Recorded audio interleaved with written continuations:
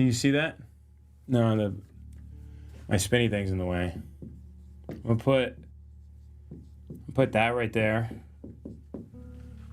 Put that right there. 2. This is tough. Man, this is hard. Actually, I'm gonna switch these two. Switch these two.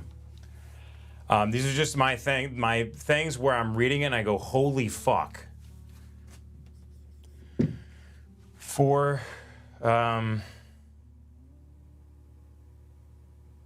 shit, I'm not really sure. That's hard. That's so hard. I don't even know, but these texts are so important. So the reason I bring this up is because there was a guy named John Milton. Now, John Milton,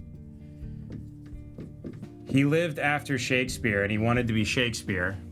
And so he wrote a book called Paradise Lost. Now, Paradise Lost is about the angels being thrown out of heaven, aka Satan, and then Satan goes back to the garden. He travels through hell, and he finds Adam and Eve, and he tries to tempt them, aka so he's the serpent, right? That's the book. It's written in iambic pentameter, so it's 10 beats per sentence. I'm getting lightheaded. Fuck. Maybe I should have ate some food. Kind of going along with that food here. Wrote Paradise Lost. It's very similar to the Book of Enoch, which I found very bizarre because I didn't think there was any kind of version of anything like this. I thought this was a total inversion of the whole thing. This is someone who's very sympathetic towards the most evil character in the Bible, right? This is like a heretical thing. And then I see this in the Book of Enoch, which is probably written in 400 BCE. And it's read up until 300 BCE. And then it falls out of favor. People stop reading it. Paradise Lost doesn't come until 1630. What did Shakespeare die in 1616? He bases this book, this Satan character, he bases it off of two people. One, Iago, from the play Othello by Shakespeare. And the second character he bases Satan. So I'll put Satan. The second character he bases it off of is fuck. Let me crack this. Hold the fucking phone here.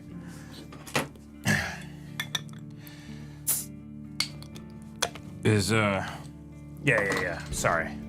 I don't know why I'd be blanking on the greatest character ever written. Is Hamlet. It's the cunning and deceit of Iago, right? The trickery and the intellect of Hamlet. Now he falls short. There's pretty much no one written that's as smart as Hamlet. This is kind of the two characters that Cormac McCarthy bases the judge off of.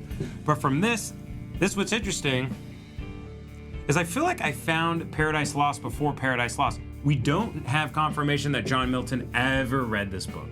No confirmation of it. We can only guess. It's very possible because, right, it's the angels being banished from heaven and sent to hell. But the reason why this is relevant is because, look, we go Paradise Lost, Iago, and Hamlet. This is what the Satan character is based off of, right? And then Moby Dick, we have Ahab. The character Ahab, who's based off of the Satan from Paradise Lost and Iago from Othello. And then guess who read Moby Dick every year and it was his favorite book? We have Blood Meridian, the Judge. So you see how books are made out of other books? This goes to this, goes to this, goes to this.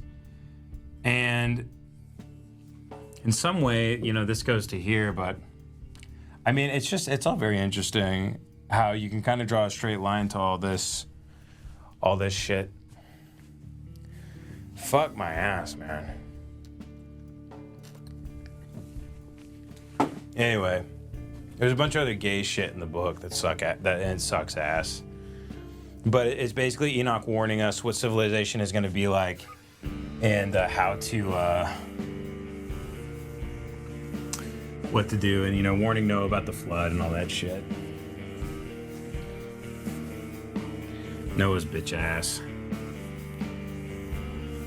Yeah, the Old Testament is basically God trying to trust Jews, and then they fail him, and then he has to either kill all of them or establish a new covenant. It's very interesting.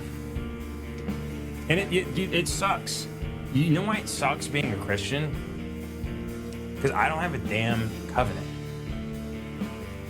It sucks, man. Christians have faith. I have to have faith that God is going to take care of me. He's going to provide for me. He's going to be good to me.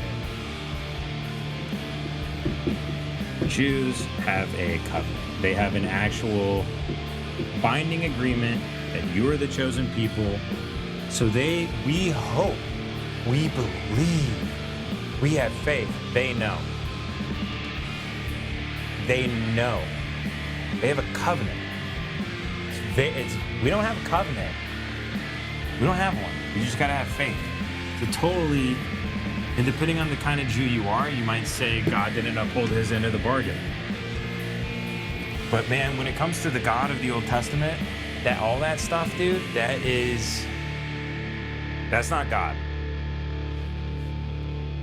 There's no correlation there. That is not God. It is my own personal theory that I came to before even understanding what Gnosticism was, that Yahweh is bad. Kill, rape, do whatever you got to do. Kill and rape and kill anybody that gets in your way. It's all bloodshed. It's all killing. Doesn't condemn sexual slavery. Jacob has 4 wives. Abraham has sex with his prostitutes. So people are born into sexual slavery and they die. No one condemns it in the Bible. It doesn't matter. There's no afterlife. There's only Sheol. He's bad.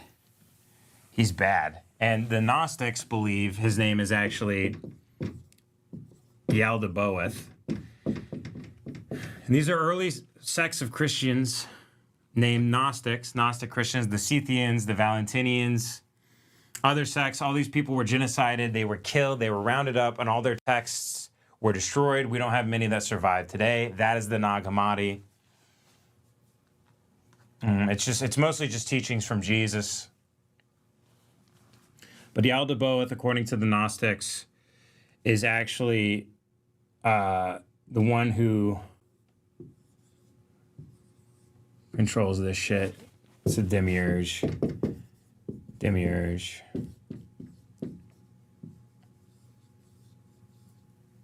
It's a demiurge, which would mean that Adam and Eve in the Bible, so this is where Gnosticism inverts everything. So this evil guy named Yaldabaoth, who is Yahweh, speaking to the Jews, the chosen ones. In this fake world that we are enslaved to, Adam and Eve, here's Adam and Eve, they're approached by a snake, the serpent, right? In the garden, and he wants to give them knowledge. That's all he wants to give them, to wake them up. Wake them up. This is what this guy's trying to do. We think this is some sort of satanic evil entity, but if you look at it this way, this snake is actually the good deity. It's trying to wake them up. And so this gets so bad that God, the actual God, my God, the Father of Jesus Christ, sends Jesus to earth to wake these people up, to wake them up and make them see what Adam and Eve couldn't see, wake up and break from this, great haze that they're in, this thing that they're enslaved in, the hubris, relying on science and psychology and everything else, trying to wake you up that this guy created this and not real. Not real. That's really what he was trying to say. And they killed him. But he tried to wake us up, and his message still is very, very, very relevant today. And, 2-3 billion Christians and only 15 million Jews. So, but that's basically in a nutshell, the Gnostic idea. And there's other, again, it's like when you describe a Christian, every Christian's different, has different beliefs. Every Gnostic Christian has different beliefs. I am not a Gnostic per se. I don't define myself as that. The snake was Jeff Dye. Snake was Jeff Dye. He was trying to wake everybody up. He's trying to say, hey-o, hey-yo, comedy. Let me chug this motherfucker real quick. I need some motherfucking food.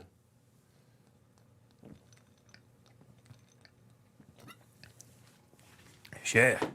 Woo, shit. Woo. Woo, shit, motherfucker. Hope y'all can see all that. Fuck, I'm feeling. I gotta eat. I want to keep going, but I gotta eat. I'm not. Well, let me turn this on. I'm not Gnostic. I swear to you.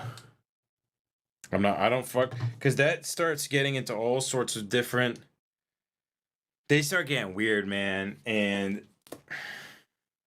I can't be a part of anything that's cult-like, dude. I can't do it. I'm not gonna do it. I'm not gonna do it. I reject all of it. I can't do cult stuff, dude. I can't. But the God of the Old Testament, I don't think that's God. I don't know what that is. Oh, we're going late, buddy. We're only at 4 hours now. Damn it, I should have ate after I put my daughter down, but I felt like I was going.